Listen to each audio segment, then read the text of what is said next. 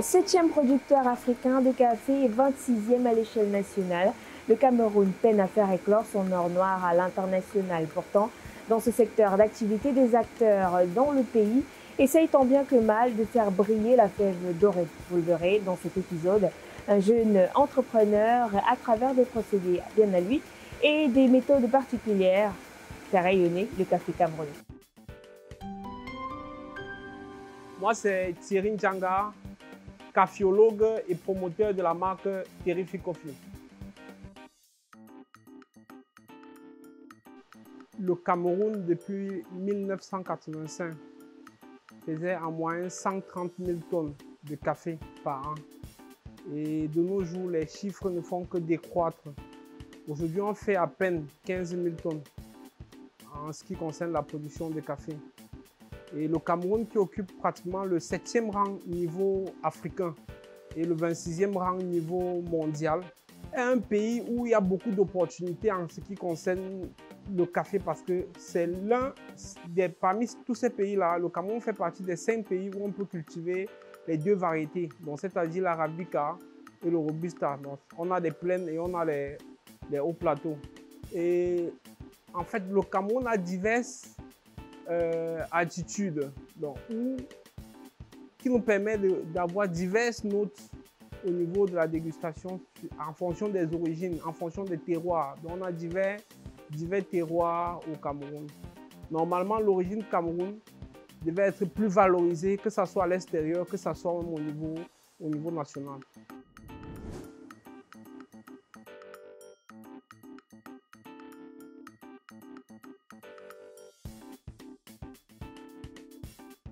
Le Cameroun produit plus de café que le Rwanda. Le Rwanda produit à peine 10 000 tonnes de café. Mais le café rwandais est plus reconnu que le café camerounais.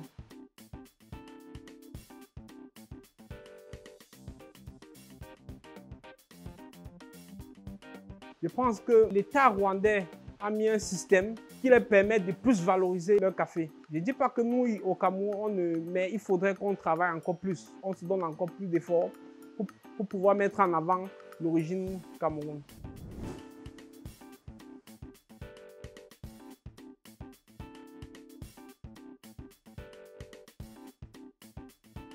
Au Cameroun, il y a le café partout, que ce soit à l'est, à l'ouest, dans le littoral, dans la Damawa, au nord-ouest, au sud-ouest, il y a le café.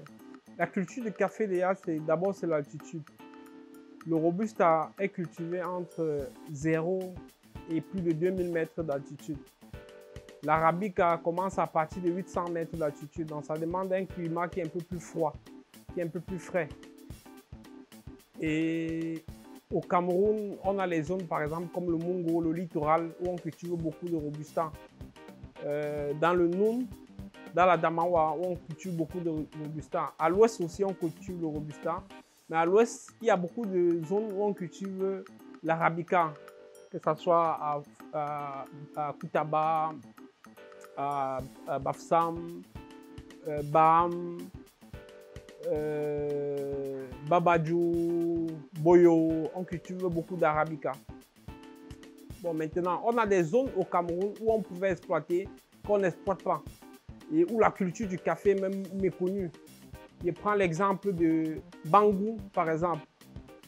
Bangou, c'est un village qui a pratiquement plus de 2200 mètres d'altitude. Donc, c'est les villages où, si on cultive l'Arabica, on peut comparer ça à des très grands cafés comme les Blue Mountain de Jamaïque, par exemple.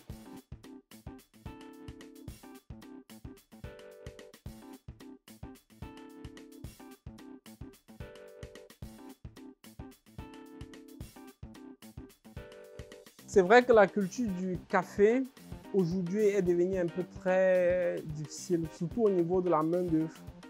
Parce que beaucoup de jeunes sont plus habitués à les motos taxis là. Avant, nos parents travaillaient plus, mieux que ce que les jeunes font aujourd'hui.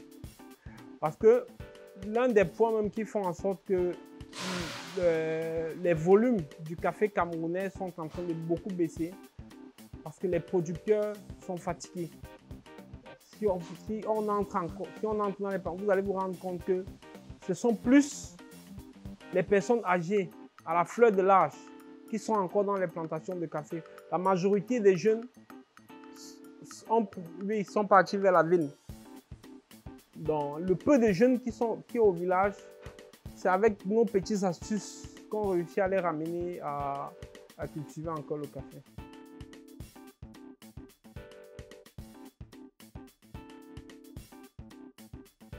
Nos parents, ils avaient des subventions, ils étaient accompagnés. Aujourd'hui, il n'y a plus trop ces accompagnements-là. Mais par contre, le café est une matière qui rapporte parce que le café, c'est la première matière première la plus échangée dans le monde. Et c'est la première matière la plus consommée, la première boisson la plus consommée dans le monde. On savait qu'en termes d'argent, le café rapporte beaucoup d'argent. Bon, maintenant, il faut savoir comment travailler pour que cette matière-là puisse aussi te rapporter. Le café, c'est une plante comme toute autre plante et qui n'a même pas trop d'exigences au niveau de son entretien. Normalement, pour certains plants, après 3 ans, on peut commencer à récolter, ils peuvent entrer en production. Mais il y a les variétés améliorées aujourd'hui qu'après 1 an et demi, ils peuvent les entrer en production.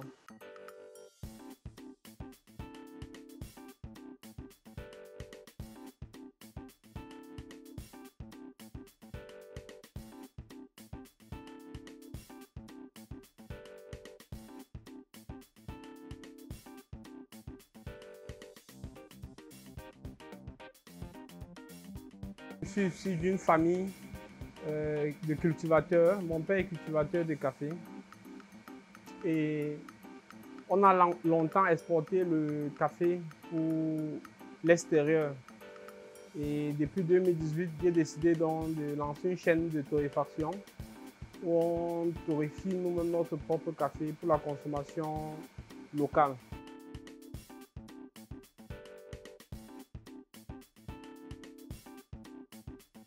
Lorsque nous exportons le café, il est beaucoup plus acheté sous la forme de grains verts, la forme brute, non torréfiée. L'exportation, c'est quelque chose qu'on a coutume à faire, mais c'est une activité qui a trop de risques. Tu peux gagner 100 millions aujourd'hui, demain tu perds 100 millions. Ce sont plus les Européens qui sont nos clients aujourd'hui, les Japonais qui sont nos clients. Mais notre cible principale, c'est d'abord les Camerounais. C'est pour ça que depuis 4 ans, nous sommes partis sur un système d'éducation, donc amener les Camerounais à comprendre et à connaître les intérêts même du café, la culture de la consommation du café. Quand on communique sur un produit, aujourd'hui avec le digital, pendant que tu communiques sur un produit, tu veux toucher ta cible. Mais curieusement, tu te rends compte que tu es en train de toucher le monde entier. Et ils sont plus sensibles parce qu'ils veulent un meilleur produit. Ils sont plus sensibles à ce qu'on est en train de faire. Quand ils prennent une goutte, ils se rendent compte que ce qu'on est en train de dire, c'est la réalité. Bien même que les Camerounais n'arrivent pas encore à s'approprier, mais eux, ils s'accommodent rapidement.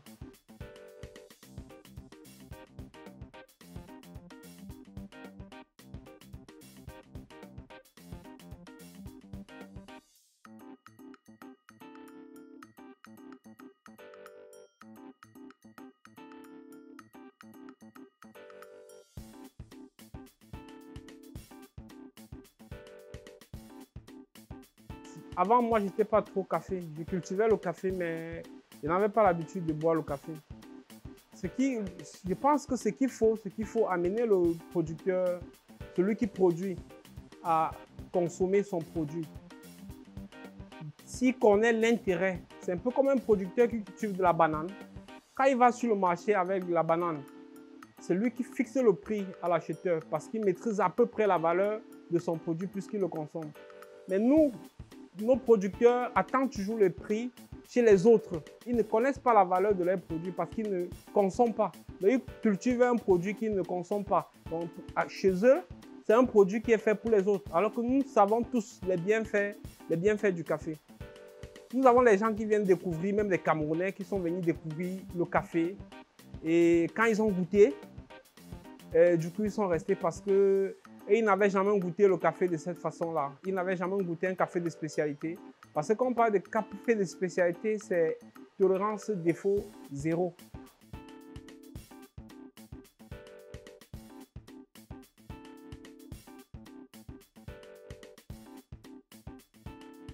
On est cultivateur de plusieurs hectares de plantation. Nous avons environ plus de 100 hectares de plantation de café. Mais dans le café, comme je disais, on essaie de mettre en avant plusieurs terroirs, plusieurs origines. Donc on travaille aussi avec d'autres producteurs de certaines zones comme Boyo, par exemple, comme Kumbo, comme Babadjou, où il y a des terroirs un peu différents de nos terroirs parce que chaque terroir a quelque chose de particulier. Ce qu'on essaie de faire avec ces producteurs-là, c'est leur confier un cahier de charges qui va leur permettre de ressortir un café de qualité. Et après ça, le maître torréfacteur fait son travail pour avoir un meilleur résultat en tasse. En fait, déjà, ce qu'on essaye de faire, c'est de travailler avec des coopératives parce que ce sont déjà des groupements de producteurs. Et ça nous permet d'échanger et leur confier un cahier de charges qui permet à tout le groupe de suivre et d'entrer en production. À la fin de leurs résultats, on a ce qu'on appelle le coping, qui nous permet d'évaluer si exactement le producteur a respecté ce qu'on lui a confié comme cahier des charges. On lève nos tasses de café à tous les producteurs de café du Cameroun. En fait, pour continuer à les encourager à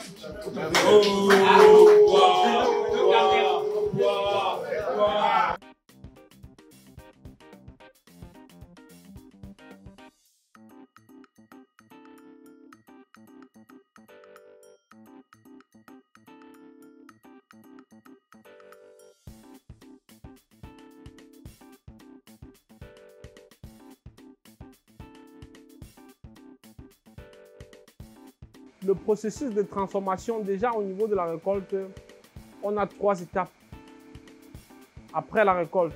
Parce que la récolte se fait par picking. Le picking, ça veut dire qu'on ne récolte que les cerises rouges, les cerises qui ont atteint la maturité.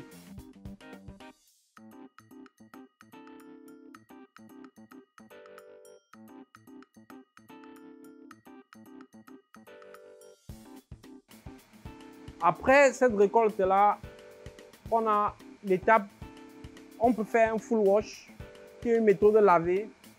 On peut faire un natural process ou on peut faire un honest process. Donc, le honest process, c'est le mélange entre le full wash et le natural process.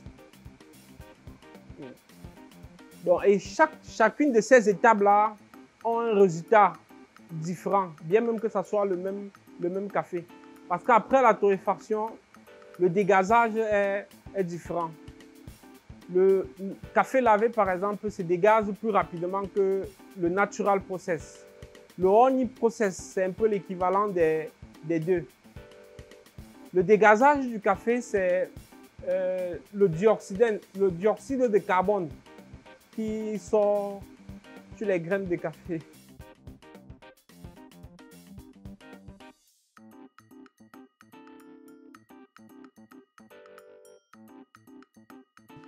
Généralement, la main-d'œuvre est locale et on essaye de faire en sorte que les jeunes soient plus actifs en les mettant dans un système pluriculture au niveau des plantations de café.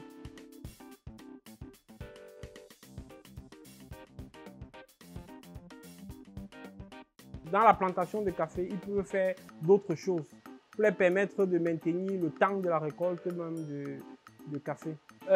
Terrific Coffee, aujourd'hui, au niveau de la récolte, c'est pratiquement 57 tonnes par an. Ce qu'on compte faire, c'est de continuer à se déployer comme on essaie de le faire. La première année que nous avons lancé avec Terrific, on avait fait à peine 12 tonnes. Donc, je pense que les chiffres sont évolutifs. Notre objectif est de faire en moyenne 150 tonnes par mois.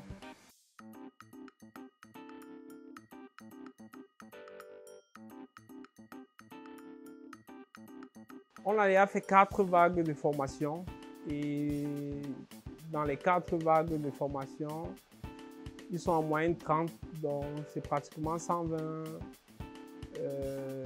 certifiés. 120 jeunes qui sont confirmés dans l'art de la caféologie. Et sans compter que nous formons aussi les jeunes, nous avons formé beaucoup d'autres jeunes qui travaillent même dans des hôtels pour être baristas, des sommeliers du café et autres, quoi.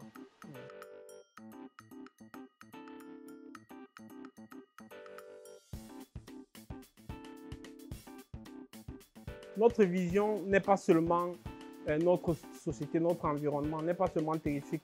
Notre vision, en fait, c'est, comme je disais au départ, c'est d'éduquer les Camerounais surtout et les Africains dans la consommation de café. Donc, si on forme un jeune et qu'il décide d'ouvrir sa propre boîte, ça va donner une plus-value à ce que nous avons en termes de vision, en termes d'objectifs.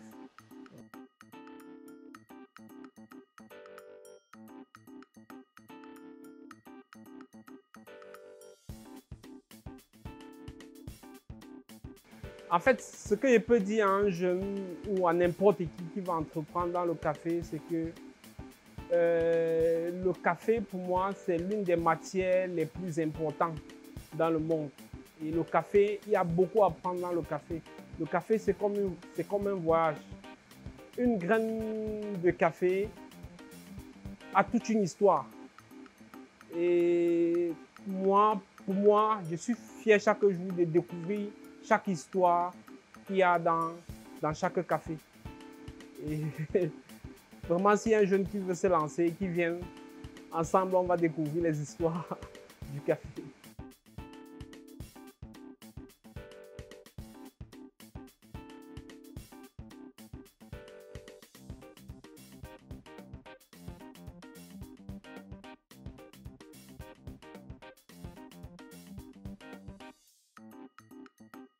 Déjà, il confirme le fait que la terre ne trompe pas.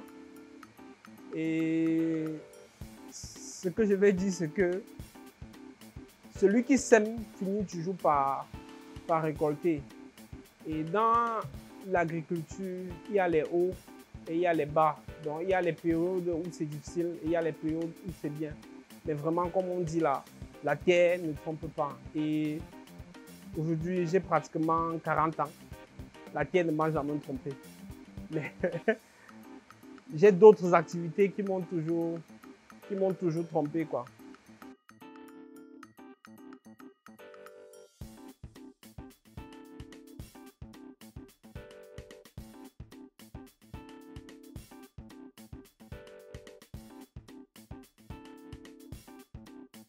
Par contre, au niveau des plantations, c'est que tu sors de la terre, tu es sûr que, quel que soit lambda, tu dois avoir le pain en fonction de ça, quoi.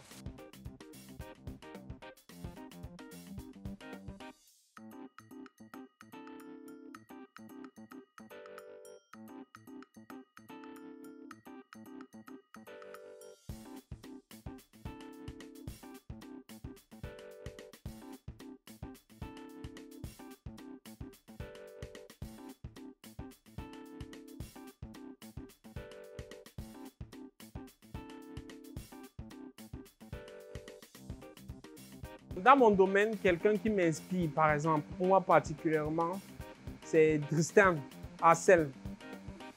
C'est un Portugais. Il a des coffee shops au Portugal et il fait dans le café de spécialité. Et il est vraiment spécialiste de ce qu'il fait, quoi. Moi, il m'inspire parce que partout où il part, il amène vraiment des gens à comprendre que le café est bénéfique et il les amène à connaître un bon café, quoi.